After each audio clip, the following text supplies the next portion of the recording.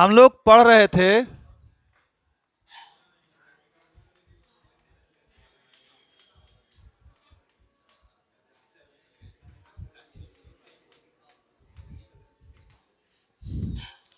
Refraction through prism,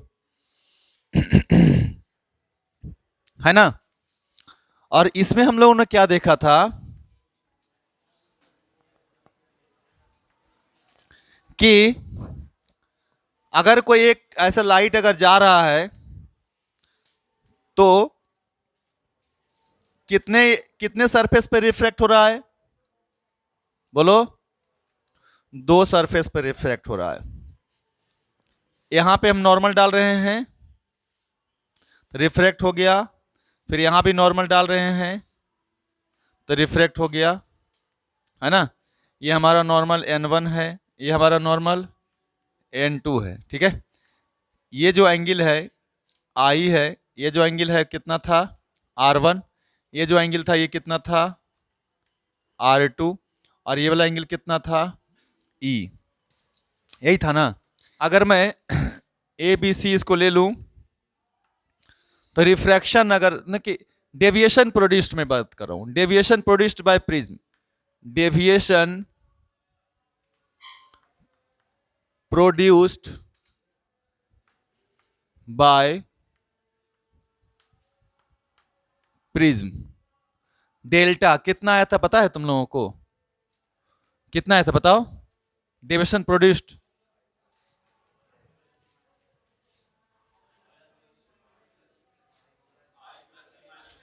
हाँ I plus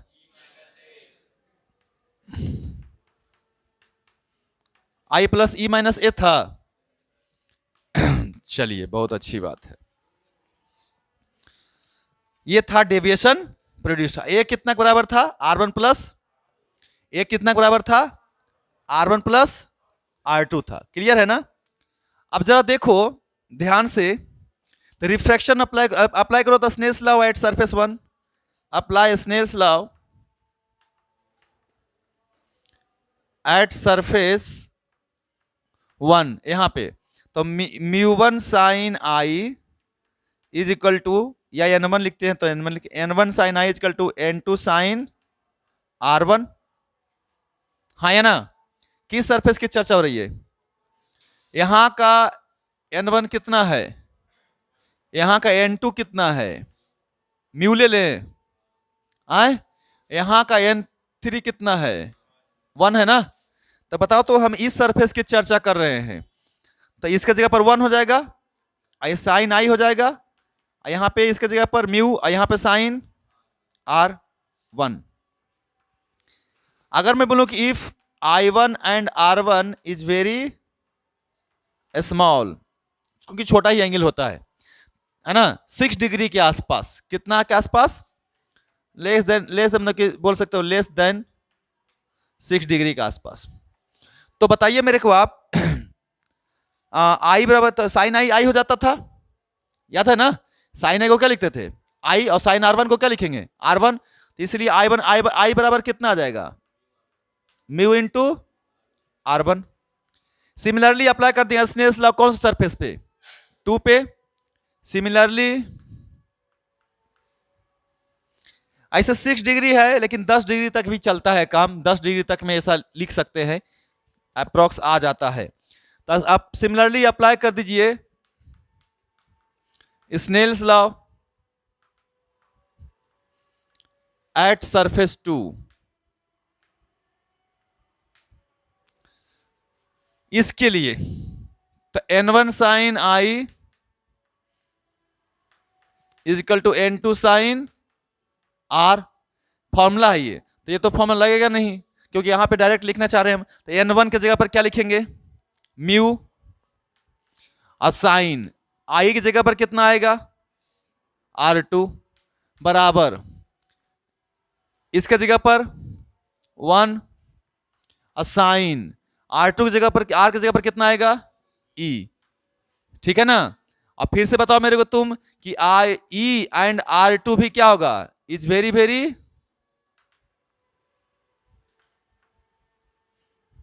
तो यहां से म्यू इंटू R2 बराबर कितना E।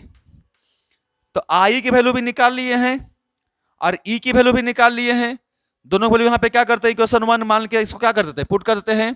तो पुट कर दो आई एंड ई इन इक्वेशन 1। तो डेल्टा कितना आ जाएगा बताओ मेरे को तुम, डेल्टा कितना आएगा। आई की जगह पर कितना लिखेंगे, म्यू R1 और प्लस में ई की जगह पर और माइनस में ए, फिर म्यू कॉमन है R1 plus minus R1 R2 तो एक के बराबर होता ही है। R1 R2 किसके बराबर होता है, ये जो है ना यहाँ पे R1 प्लस R2 किसके बराबर होता है, ए के। तो कितना आ जाएगा, म्यू इंटू ए माइनस ए, तो म्यू -1 इंटू में ए, ये भी हो गया डेविएशन। कब, जब रिफ्रैक्टिव इंडेक्स दिया रहे किसका, प्रिज्म का। तो म्यू -1 इंटू ये जो है डेविएशन का फॉर्मूला हो गया। कोई दिक्कत, ये हो गया डेविएशन प्रोड्यूस्ड बाय प्रिज्म। इधर दिस एंड इधर दिस। हम लोग आते हैं नेक्स्ट टॉपिक पे प्रिज्म का ही, जिसका कि नाम है डिस्पर्सन ऑफ लाइट। सुने हैं नाम ना, 10 क्लास का टॉपिक है।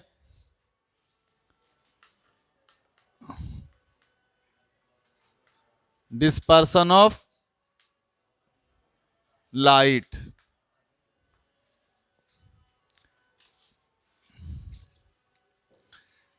तो डिस्पर्सन का मतलब होता क्या है, डिस्पर्सन का मतलब क्या है, तो हम लोग डिस्पर्सन की बात करेंगे यहाँ पे। तो जब भी लाइट किसी मीडियम में जाती है ना, रिफ्रैक्टिव मीडियम में जाता है, तो वो डिस्पर्स हो जाता है, यानी कि वो अपने, जिसे याद कीजिएगा, तो रिजोल्व हो जाना इनटू देयर कंपोनेंट्स। जिस चीज से मिलकर के कोई चीज बना हुआ है वही कंपोनेंट्स में क्या हो जाना, रिजोल्व हो जाना, डिकम्पोज हो जाना, उसी को बोलते हैं डिस्पर्शन। ठीक है, डिस्पर्स हो जाना। मतलब हम लोग क्या जानते हैं कि व्हाइट लाइट जो होता है ना, हम लोग क्या जानते हैं, वी नो व्हाइट लाइट, आप लोग सुने होंगे व्हाइट लाइट है ना, इज कंपोज्ड ऑफ कितना, कंपोज्ड ऑफ कितना बउआ, 7 कलर्स ऑफ लाइट। 7 कलर्स का क्या होता है, ये कंपोजिशन होता है। 7 कलर का क्या होता है, कंपोजिशन होता है। तो हम लोग बोल सकते हैं कि जब आपका लाइट, व्हाइट लाइट किसी रिफ्रैक्टिंग मीडियम में जाता हो और अपने पूरे अलग अलग कलर्स में क्या हो जाता हो, डिकम्पोज हो जाता हो, तो ये फेनोमेना को ही क्या बोलते हैं हम लोग, डिस्पर्सन बोलते हैं। ठीक है ना, तो बोल सकते हैं क्या कि डिस्पर्सन, या बोल सकते हो क्या, देख सकते हो, व्हेन व्हाइट लाइट है ना इंटर्स इनटू, किस में इंटर्स करता हो, refracting medium, refracting medium and decomposes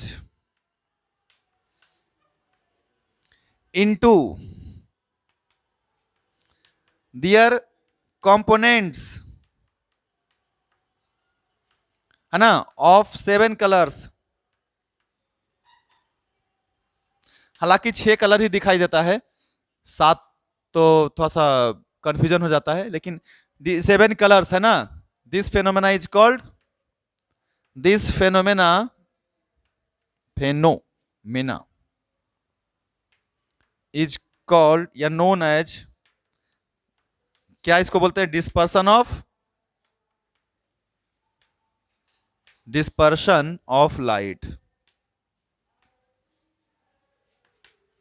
है ना। आप लोगों ने इंद्रधनुष का बनना सीखा हो, देखा होगा है ना। तो क्या कब इंद्रधनुष बनता दिखाई देता है, बता सकता है कोई, आए, जब बारिश का मौसम रहता है, नहीं तो जब क्या होता है, जब बारिश होती है ना, तो वाटर के ड्रॉपलेट्स जो हैं एटमॉस्फेयर में रहते हैं, और जब उस ड्रॉपलेट से लाइट जब पास होती है, सनलाइट्स, तो ड्रॉपलेट्स कैसा मीडियम है, वाटर का ड्रॉपलेट्स है ना, तो रिफ्रैक्टिंग मीडियम है। और जब रिफ्रैक्टिंग मीडियम से पास करेगा तो वो 7 कलर में क्या हो जाता है, ब्रेक हो जाता है नहीं। इसी कारण से हमको इंद्रधनुष हिंदी में नहीं, या फिर रेनबो दिखाई देता है ना, धनुष आकार का दिखाई देता है कि नहीं दिखाई देता है। वहां पे हम लोग पढ़ेंगे प्राइमरी सेकेंडरी है ना, रेनबो का फॉर्मेशन हम लोग सीखेंगे यहाँ पे, उस क्वेश्चंस भी आता है। थोड़ा सा टफ माना जाता है तो, लेकिन क्वेश्चंस आता है वहां से भी, तो देखेंगे। अभी फिलहाल ये समझते हैं कि जब एक व्हाइट लाइट किसी रिफ्रैक्टिंग मीडियम में गया और अपने 7 कलर्स में क्या हो गया, डिकम्पोज हो गया, तो ये जो फेनोमेना हुआ ना, this phenomena is known as dispersion. Clear है ना, कोई दिक्कत नहीं डिस्पर्सन का मतलब। अब हम लोग डिस्पर्सन यहाँ पे प्रिज्म का पढ़ रहे हैं नहीं, क्योंकि रिफ्रैक्शन किसके थ्रू पढ़ रहे हैं, प्रिज्म।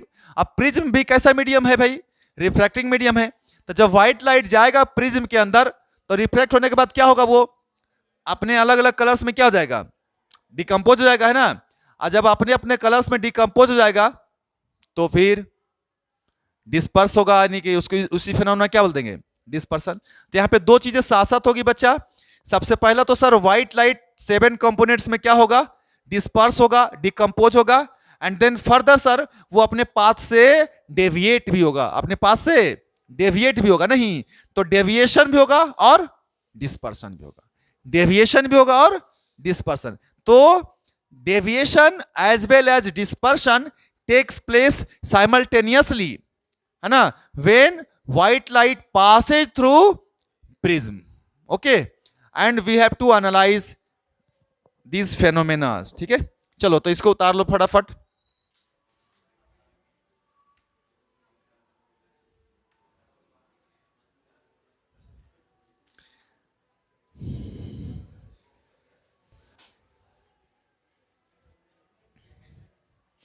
तो देखिए, तो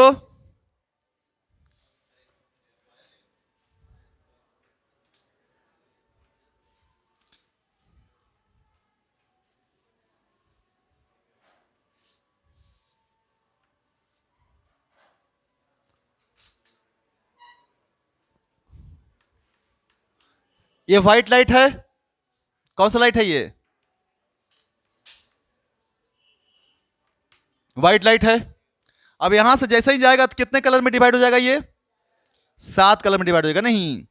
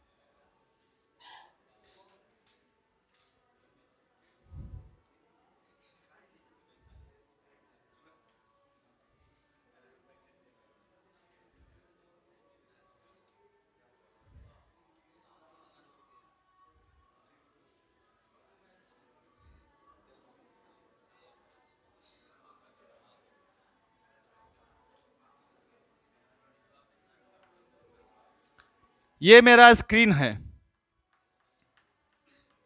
और स्क्रीन पे हमें सातों कलर क्या होता है, दिखता है।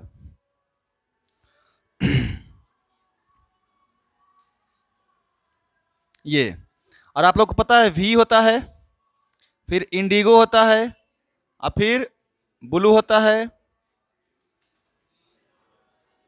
और फिर ग्रीन होता है, फिर येलो होता है, और फिर ऑरेंज होता है, और फिर रेड होता है। वैबग्योर बोलते हैं नहीं।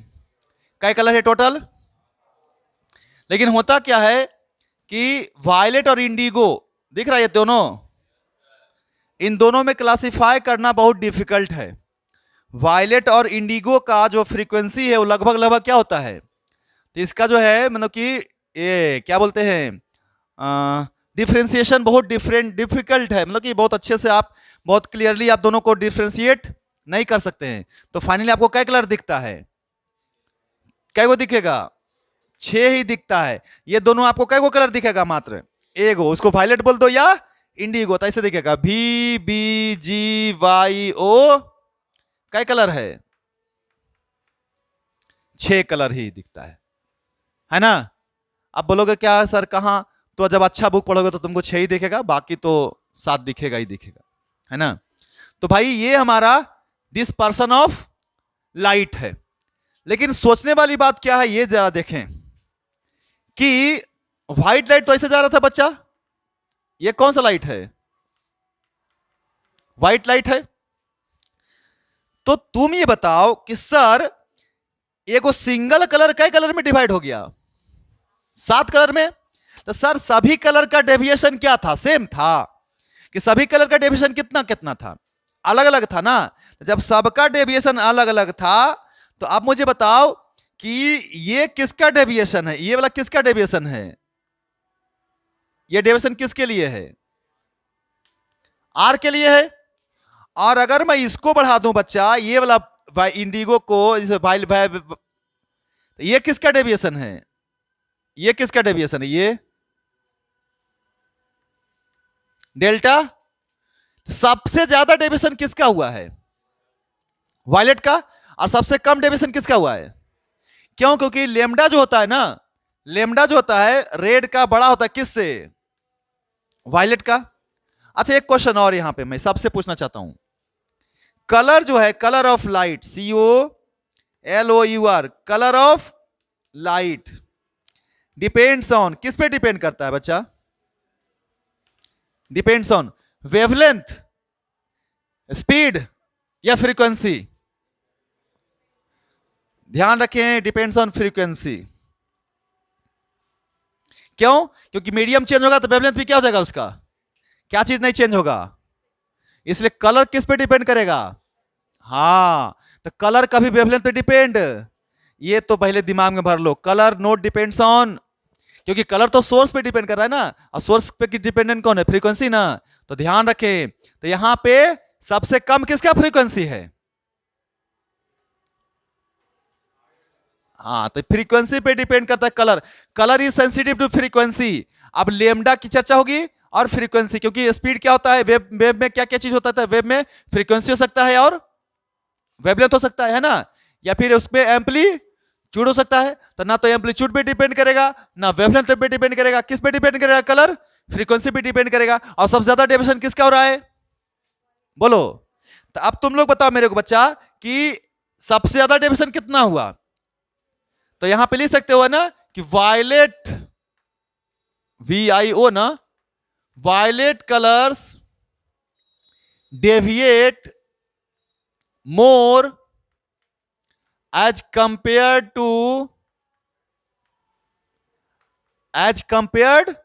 टू किसके, रेड, है ना। तो डेल्टा V जो होगा ग्रेटर देन किसका होगा, डेल्टा। और एंगल तो सेम है, एंगल ऑफ प्रिज्म चेंज हो रहा है क्या, एंगल ऑफ प्रिज्म क्या हो रहा है, सेम है ना बउआ, आए। तो डेल्टा भी कितना हो सकता है, डेल्टा भी इक्वल टू कितना, सर बहुत आसान है, इसको लिखिए μV -1 इंटू में ए, यानी जरूर रिफ्रैक्टिव इंडेक्स जो होगा वायलेट के लिए अलग तरह से काम कर रहा होगा।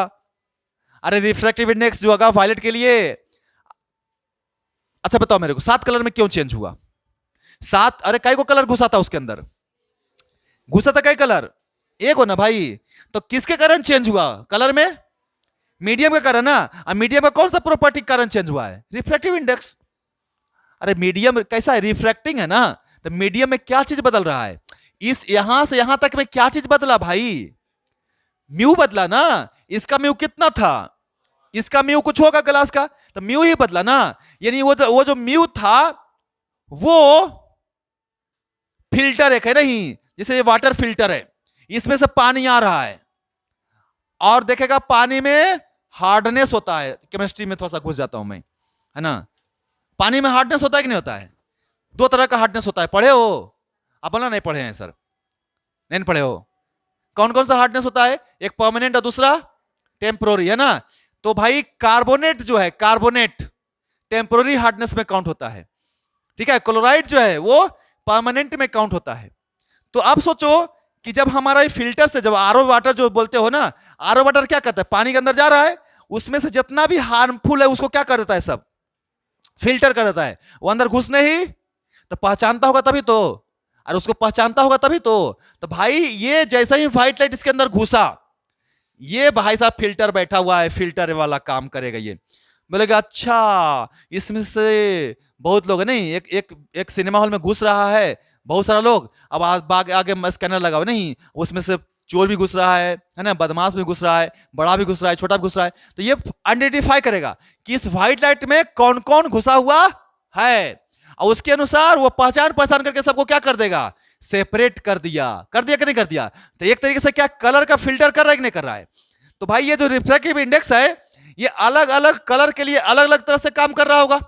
तो भाई हम जो डेविएशन बोल रहे हैं वायलेट का, तो म्यू जो होगा वायलेट के लिए अलग होगा, हाँ कि नहीं? और एक ए में कोई चेंज, क्योंकि प्रिज्म के एंगल में कोई चेंज नहीं है ना, तो भाई वायलेट का जो डेविएशन होगा वो कितना होगा? म्यू वी -1 इंटू, अच्छा, और रेड का जो डेविएशन होगा वो कितना होगा? म्यू आर -1 इंटू में। तो नेट डेविएशन जो होगा, बच्चा, नेट डेविएशन कितना होगा? तो नेट तो भाई टोटल वायलेट का डेविएशन इतना हुआ, और रेड का तो नेट तो इतना ही ना हुआ बच्चा। अरे यही ना नेट हुआ हो, इसको आगे बढ़ा देगा तो यही ना नेट हुआ बच्चा, यही ना डेल्टा नेट है 7 कलर का, कि नहीं है भाई? टोटल रेड का कितना है भाई? डेल्टा आर, और वायलेट का कितना है? डेल्टा भी। तो नेट डेविएशन कितना हुआ? इतना ही ना। तो नेट डेविएशन कितना हो गया बताओ तो? Delta we minus delta R. तो डेल्टा नेट जो होगा delta we minus delta R होगा। अब बताइए डेल्टा वी तुमको पता है? डेल्टा नेट निकाल देंगे हम लोग। तो डेल्टा नेट, तो डेल्टा वी कितना जगह बताओ मेरे को तुम? म्यू वी -1 इंटू में ए, वेरी गुड, आगे, हाँ, इंटू में ए, आगे चलो, कहानी बढ़ते जाएगा, बोलो जल्दी सा। अब सही है। तो mu v into a common हो गया, तो mu v minus mu r हो गया, आई इंटू कितना आ गया? ए। ये हो गया कौन सा डेविएशन? नेट डेविएशन हो गया। ये क्या हो गया? नेट डेविएशन होगा। और बोलेगा सर म्यू वी का फॉर्मूला जानता है तू? अरे म्यू निकालने का फॉर्मूला पढ़ाए थे, क्या पढ़ाए थे? Sine I plus A by delta minimum by plus I A by 2, अब बटे में साइन ए बाय 2, नहीं याद है क्या? अरे याद करो, पढ़ा है ना? हाँ चलो, ये मेरा डेल्टा नेट निकल गया। लेकिन अभी सुनो मेरी बात को, पहले सुनो। अभी ये तो सर डेल्टा नेट सभी कलर के लिए निकला ना, कि नहीं? लेकिन हम तो अभी तक तुमको जो पढ़ा रहे थे सिंगल कलर पढ़ा रहे थे, एगो गया ऐसे आया, नहीं याद है क्या? अभी जो इसके पहले जो पढ़ा रहे थे, जब प्रिज्म, तो 7 को कलर दिखाए थे तुम लोगों को। कई को कलर दिखाए थे? एक को दिखाए थे। कौन दिखाए थे? एगो ऐसे दिखाए थे ना डायग्राम में, ये प्रिज्म था, और एगो कलर जा रहा था ऐसे, और ऐसे डेविएट हो रहा था, ऐसे आ रहा था, और ये ऐसे जा रहा था, यही डेविएशन दिखाए थे। तो ये किसका था? तो ये सभी का एवरेज था, ये सभी का एवरेज था, नहीं? तो जब तुम इस सब का एवरेज निकालोगे तो ये लगभग किसके बराबर आएगा बताओ? एलो के बराबर आएगा। ये सभी वेवलेंथ का अगर एवरेज निकालेंगे तो लगभग एवरेज क्या आएगा? ये लगभग 5500 एंगस्ट्रम के आसपास होगा, यानी कि 550 नैनोमीटर, 550 नैनो। वो किसका है? एलो का है ना। तो सभी का एवरेज, इसलिए एलो सबसे ज्यादा सेंसिटिव होगा। एलो सबसे, विजन के लिए सबसे ज्यादा सेंसिटिव कौन होगा? एलो होगा। समझ में आ रहा है बात? तो भाई यहां पे बात उठती है कि ऑन एंड ऑन एवरेज जो सबका मिल रहा है ना, वो किसके बराबर आ रहा है? इक्विवेलेंट किसके बराबर आ रहा है? तो ये जो हम लोग पढ़ रहे थे एवरेज में, किसके लिए पढ़ रहे थे? एलो के लिए पढ़ रहे थे। समझ में आया? चलो पहले इसको उतारते हैं, इसके बाद आगे कहानी और चलेंगे। तो यहां पे तुम लोग लिख लेगा है ना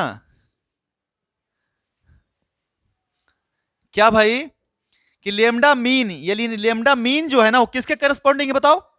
लेमडा मीन किसके करस्पॉन्डिंग है? एलो के ना। तो यहां बोल सकते हो ना कि लेमडा मीन जो है वो करस्पॉन्डिंग तो किसके है? लेमडा एलो के बराबर है ना। और आसपास कितना के क्रॉस है? 5500 एंगस्ट्रम, या इसी को तो कोई बोलेगा 550 क्या बताओ? नैनो। अब ये मत बोले यार एंगस्ट्रम का मतलब क्या, तो मैं लिख देता हूं 1 एंगस्ट्रम मतलब पता है ना कितना हो? 10 के पावर माइनस 10 मीटर नहीं। और 1 नैनोमीटर में कितना बहुआ? हाँ है ना। तो पता नहीं, अब देखो यहां पे भी लफड़ा है क्या? तो 3900 एंगस्ट्रम से लेकर के 7600 एंगस्ट्रम तक वैरी करता है।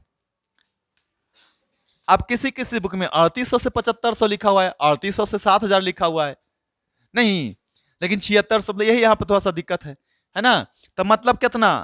मतलब सिंपल सा 400 नैनोमीटर से लेकर के 700 नैनोमीटर कहीं कहीं लिखल रहेगा, यानी कि 4000 एंगस्ट्रम से 7000 एंगस्ट्रम, लेकिन एक्चुअली में कितना है? 7600 है, ठीक है ना, यानी 760। मतलब कि इन एक्चुअल अगर बात करें 3900 का 3800 लिख देता हूं, एक्चुअल में अगर बात करें तो 380 नैनोमीटर से लेकर के कितना तक बताओ? 760 नैनोमीटर तक ये रेंज है, पूरा वैरी करता है। तो मीन एवरेज, एवरेज कौन से कलर के अबाउट आ रहा है बताओ? येलो का पूरा। तो मैंने कि अगर एवरेज डेविएशन लिखूंगा तो येलो के लिए लिखूंगा कि नहीं लिखूंगा? तो अगर मैं एवरेज डेविएशन लिखूंगा, एवरेज डेविएशन अगर मैं लिखूंगा, यहां पे मिटा सकता हूं मैं, बोलो। तो अगर एवरेज डेविएशन में लिखूंगा तो एवरेज डेविएशन, एवरेज डेविएशन तो भाई डेल्टा एवरेज या फिर डेल्टा येलो कितना बहुआ? म्यू वाई -1 इंटू में कितना? ए। इसको हम लोग डेल्टा नेट जो है ना, इसको एक और नाम से बोलते हैं, एंगुलर डिस्पर्सन में बोलते हैं, ठीक है। डेल्टा नेट को और एक नाम से जानते हैं, क्या चीज बताओ? एंगुलर डिस्पर्सन, एंगुलर डेविएशन या एंगुलर डिस्पर्सन, एंगुलर डिस्पर्सन बोलते हैं, सॉरी नाम थोड़ा सा मैं गलत लिख दिया हूं, एंगुलर डिस्पर्सन बोलते हैं इसको। एक और डेल्टा नेट को एंगुलर डिस्पर्सन भी बोला जाता है। एंगुलर डिस्पर्सन कितना एंगल से डिस्पर्स, यहां पे एक टर्म लिखोगे डिस्पर्सिव पावर, यानी कितना कोई, यानी ये क्या है? कैपेसिटी किसका है? प्रिज्म का, है ना, कि कितना वो पावर उसका डिस्पर्स करने का, है ना। तो लिखोगे डिस्पर्सिव पावर।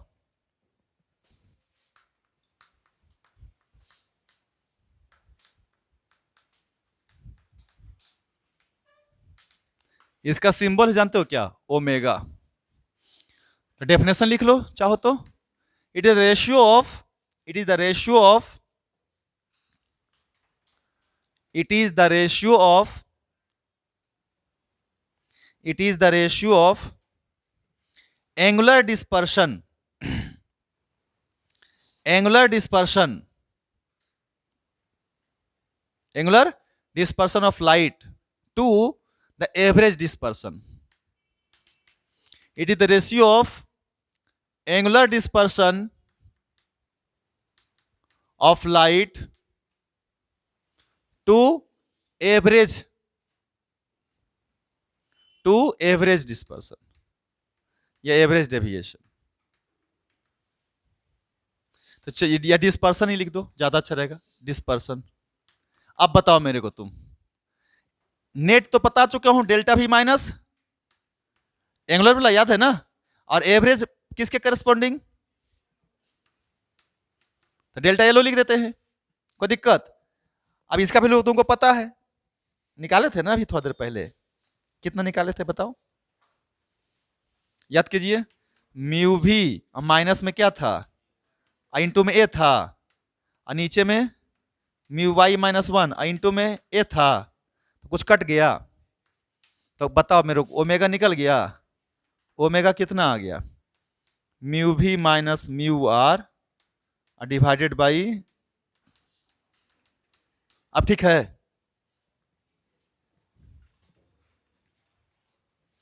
ठीक है, कोई दिक्कत नहीं। अब हमें एक टॉपिक पढ़ना होगा जिसका नाम है डिस्पर्सन विदाउट डेविएशन। मतलब समझे क्या मैं बोला? डिस्पर्सन हो पर डेविएशन नहीं हो, और उसका उल्टा फिर डेविएशन विदाउट डिस्पर्सन। ये दो टॉपिक हम लोग को पढ़ना है, थोड़ा सा लंबा है ये, है ना। हम लोग एक टॉपिक छोटा सा पढ़ लेते हैं जिसका नाम है कंडीशंस फॉर नो इमरजेंस। बहुत इंपॉर्टेंट है ये। मैं ये जो टॉपिक ये इंपॉर्टेंट पढ़ा रहा हूं, ये बहुत ज्यादा इंपॉर्टेंट क्वेश्चन आएगा इससे। कंडीशंस फॉर नो इमरजेंस लिखो हेडिंग में।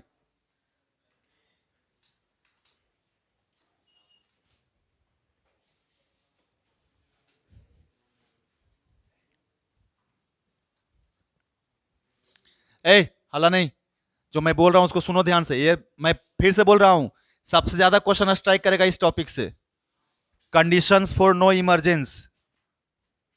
जो मैं पढ़ा रहा हूं यही क्वेश्चन आएगा, आप वहां पे ध्यान देना तुम लोग, ज्यादा क्वेश्चन स्ट्राइक करता है। कंडीशंस फॉर नो इमरजेंस, समझ ही गया होगा हम क्या इमरजेंस, समझ गया होगा मैं क्या बोलना चाह रहा हूं, क्या बोलना चाह रहा हूं बताओ। कंडीशंस फॉर नो इमरजेंस समझ में आया? क्या समझा बताओ? हूं बोल दिया आए। देख यहां ध्यान से, ये प्रिज्म है ना हो। अब प्रिज्म में ये लाइट ऐसे गया, बोलिए यहां पे क्या डाले? नॉर्मल डाले। तो क्या हुआ? नॉर्मल डालने के बाद क्या हुआ? रिफ्रैक्शन हुआ।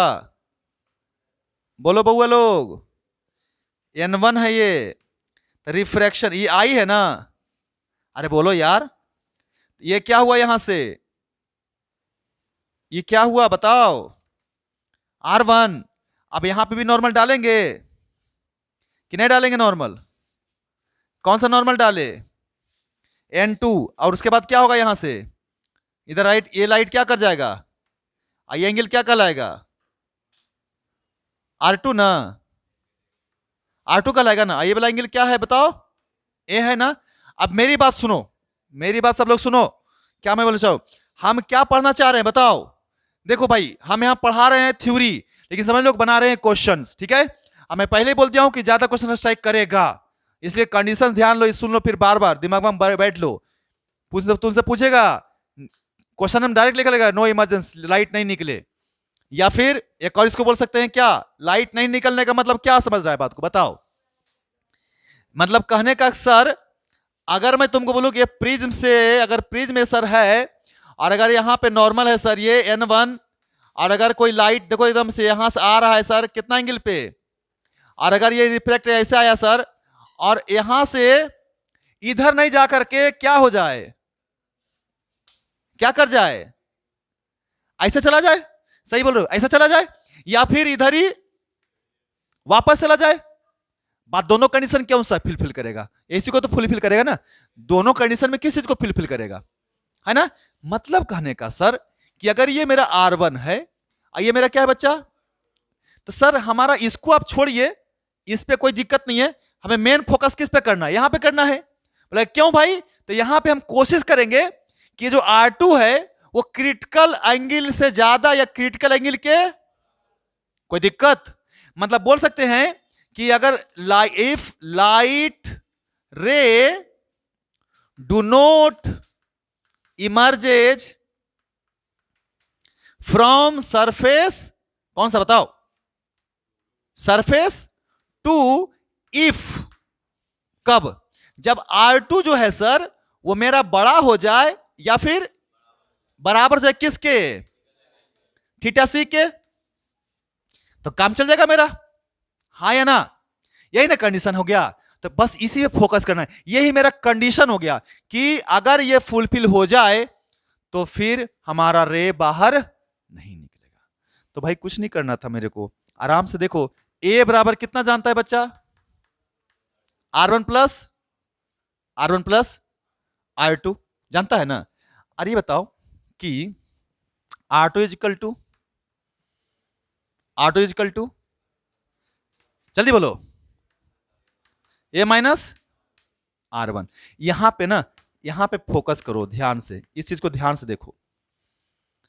अगर R की वैल्यू ज्यादा है तो कोई प्रॉब्लम नहीं है, आर की वैल्यू, R2 की वैल्यू क्या है, ज्यादा है, तो कोई प्रॉब्लम नहीं है ना, ज्यादा तो अच्छी बात है ना, मेरे लिए फेवरेबल। अगर छोटा हो गया, अगर R2 की वैल्यू क्या हो जाए, छोटा हो जाए, तो प्रॉब्लम है। तो मतलब कि R2 की वैल्यू सबसे कम भी हो तो किसके बराबर हो, एटलीस्ट। समझ में नहीं आया मैं क्या बोला? रे इंटर कहां पे कर रहा है बच्चा, 1 पे कि 2 पे, 1 पे ना। तो भाई इसी पे तो पूरा खेल है ना। ये बंदा डिपेंड किस पे कर रहा है, कि इधर से कितना पे घुस रहा है, नहीं। तो हम बोल रहे हैं क्या कि R2 की वैल्यू कितना कम हो जाए तो कम से कम क्रिटिकल एंगल के बराबर हो। ज्यादा है तो कोई दिक्कत तो है ही नहीं है, यानी R2 मैक्सिमम हो जाए तो कोई टेंशन तो। लेकिन गलती कहां हो सकता है, यानी रे कब निकल सकता है, जो R2 की वैल्यू क्या हो जाए, मिनिमम। तो हमें R2 की वैल्यू मिनिमम कितना हो सकता है वही निकालना है, ताकि वो किसके बराबर हो जाए, है ना। तो यहां R2 को क्या, R2 मिनिमम लेंगे कि मैक्सिमम लेंगे, मिनिमम। मिनिमम चेक करना है ना, कि यहां से R2 की वैल्यू कम से कम, है ना, ज्यादा में तो कोई प्रॉब्लम ही नहीं है। तो हम कितना आई दें, कितना आई दें कि R2 की वैल्यू मिनिमम से मिनिमम कितना हो जाए, उससे ज्यादा होगा तो कोई प्रॉब्लम तो नहीं है ना। तो हमें अगर R2 मिनिमम करना है, मिनिमम के लिए निकालते हैं कंडीशन, तो R1 मैक्सिमम होना चाहिए। A तो कांस्टेंट है भाई, तो A में से जितना ज्यादा घटाओगे उतना कम इसकी वैल्यू आएगी, नहीं। तो बताओ मेरे को, तुम यही समझना है कि अब मेरे को बताओ कि सर, मतलब कि बोला कि minimum value of R2 must be equal to at least किसके बराबर, क्रिटिकल एंगल। R2 के सबसे कम वैल्यू भी किसके बराबर हो जाए, क्रिटिकल के बराबर हो जाए, तो काम खत्म ना। तो फोर R2 अगर मिनिमम लिखूंगा मैं, R2 इसको इक्वेट कर दूंगा किसके साथ, R2 मिनिमम को किसके साथ इक्वेट कर दूंगा, क्रिटिकल के साथ ना भाई। अरे R2 मिनिमम को किसके साथ इक्वेट कर दूंगा, क्रिटिकल के साथ, तो काम बन जाएगा ना। तो R2 मिनिमम होने के लिए A माइनस R1 को क्या होना पड़ेगा, मैक्सिमम होना पड़ेगा, हाँ या ना। R2 को मिनिमम होने के लिए R1 को क्या होना पड़ेगा, क्योंकि ये तो फिक्स है, ये चेंज। तो इस कांस्टेंट में से सबसे ज्यादा घटाओगे तभी तो ये सबसे कम मिलेगा। ये सबसे कम मिले तो कितना मिले, हाँ उससे कम, ज्यादा मिले तो कोई प्रॉब्लम, तो अच्छी बात है। लेकिन हमें डर कहां पे है, मिनिमम पे नहीं, मैक्सिमम पे कोई डर, मैक्सिमम पे तो कंफर्म है कि रे उधर वापस, लेकिन डर कहां है। तो जिस जगह पे डर होता है उसी को ना चेक करते हैं, उसी को ना फुल प्रूफ कर देते हैं। तो मिनिमम वैल्यू ही किसके बराबर कर देते हैं, क्रिटिकल के बराबर करते हैं, तो टेंशन ही खत्म। यानी कम भी होगा तो भी क्रिटिकल के बराबर होगा, ज्यादा होगा तो कोई दिक्कत तो है ही नहीं। तो R2 मिनिमम जो है मेरा कितना हो जाएगा, A माइनस R1। अब इसको मैक्सिमम होना है, इसको मैक्सिमम किस पे डिपेंड करेगा, इस पे। तो अगर E मैक्सिमम, इसको भी मैक्सिमम होना पड़ेगा, नहीं ये मैक्सिमम है तो इसको भी, क्योंकि E मिनिमम तो ये भी मिनिमम। बोले कैसे सर, तो रिफ्लेक्शन स्नेल्स लॉ लगा दो एट सरफेस 1 पे, और अप्लाई कर दो Snell's law at surface 1। Apply कर देंगे हम, apply Snell's law at surface 1। तो μ1 sine I is equal to μ2 sine R1। ये कितना है, 1 है ना, ये कितना है 1 है। इधर में साइन I बराबर म्यू और साइन R1। देख ये तो बेचारा फिक्स हो गया जी, ये किसका रिफ्रैक्टिव इंडेक्स है, प्रिज्म का, वो तो फिक्स है ना, उसको तो हम चेंज, प्रिज्म जो एक बार ले लिए उसका एंगल फिक्स, उसका रिफ्रैक्टिव इंडेक्स भी फिक्स, उसका रिफ्रैक्टिंग सरफेसेस भी फिक्स। अब सारा खेल किसका, हम जो रे भेज रहे हैं उसी पे ना। तो बताइए ये मैक्सिमम के लिए इसको भी क्या होना पड़ेगा, तो 4 R1 will be maximum. I should also be क्या मैक्सिमम। अच्छा, आई की मैक्सिमम वैल्यू कितनी हो सकती है 90। अरे भाई आई की मैक्सिमम वैल्यू कितनी हो सकती है, और जैसे ही आई 90 होगा तो इसको क्रिटिकल के बराबर हो जाएगा, बता चुके हैं, फिर से याद करिए, उल्टा कल नहीं याद आया। इंसिडेंट अगर 90 है तो वो उधर वाला क्या कहला जाता है, क्रिटिकल हो जाता है ना, ये पता बताए थे ना। तो फॉर आई मैक्सिमम कितना बताओ, तो R1 मैक्सिमम की वैल्यू, R1 मैक्सिमम किसके बराबर हो जाएगा, किसके बराबर हो जाएगा, क्रिटिकल हो जाएगा। अरे बोलो भाई, सही है ना। अगर जैसा ही आई जैसा ही आई कितना हुआ 90, तो ये अपने आप किसके बराबर हो जाएगा, नहीं हो जाएगा। तो अगर R1 मेरा किसके बराबर हो जाए, क्रिटिकल के, तो R2 मिनिमम हो जाएगा, और वो मिनिमम भी किसके बराबर होना चाहिए, थीटा सी के होना चाहिए ना। तो चलो कहानी कहते हैं यहाँ पे, तो देखिए यहाँ पे देखिए, लिखिए साइन कितना लिखेंगे, हाँ बराबर सही बोलो, म्यू रहने दो, और यहाँ पे साइन कितना, साइन कितना थीटा सी, तो साइन थीटा सी निकल गया कितना 1/म्यू। चलो पहले इसको उतारो फटाफट। R1 मैक्स, R1 मैक्स बोल बच्चा किसके बराबर आया, R1 मैक्स किसके बराबर आया, अरे R1 मैक्स किसके बराबर आया, थीटा सी ना। तो for no emergence, no emergence R2 minimum क्या होना चाहिए, R2 मिनिमम क्या होना चाहिए, थीटा सी से या बराबर, हाँ या ना।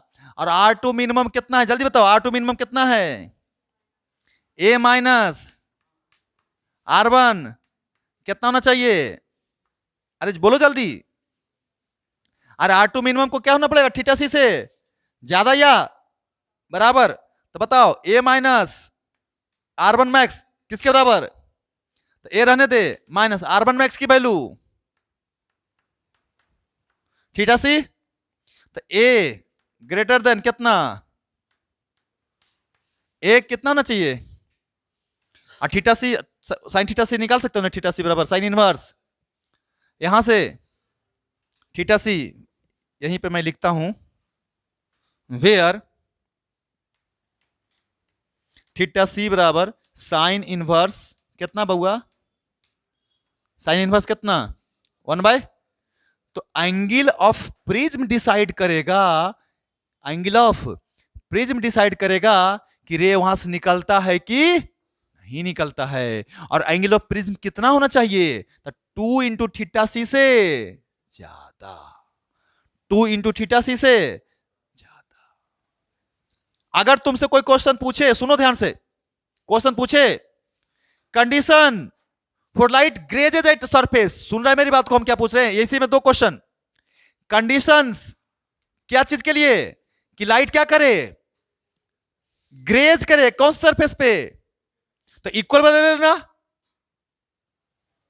इक्वल वाला ले लेना, और नहीं निकले तब कौन ले लेना, ग्रेटर वाला। तो दोनों टॉपिक समझ रहे हो आपको ना, यहाँ पे दो क्वेश्चन पूछे, एक ही से दो क्वेश्चन पूछेगा, एक क्वेश्चन में एक में कुछ कुछ को दिया रहेगा वैल्यू, और लिखा रहेगा कि फाइंड फाइंड कुछ फॉर कंडीशन क्या, फॉर लाइट क्या करे, ग्रेज करे, तो समझ जाएगा कि इक्वल वाला लेना है, और उसी क्वेश्चन में रहेगा क्या चीज, लाइट इमर्ज नहीं हो तब कौन सा लेना है, ग्रेटर ले लेना है ना। तो यानी कि अगर ए एग्जैक्टली हो जाए क्या चीज के बराबर, 2 इंटू थीटा सी के बराबर, तो लाइट क्या करेगा, यहां से ग्रेज करेगा, और अगर ए बड़ा हो जाएगा किससे, तो लाइट क्या करेगा, अंदर की तरफ रिफ्लेक्ट टोटल TIR हो जाएगा, TI कौन सा सरफेस पे, सेकेंड वाले पे, तो ये हो पूछ सकता है कि सेकेंड सरफेस पे TIR हो। तो अब तीनों केस में आप समझ गए होंगे।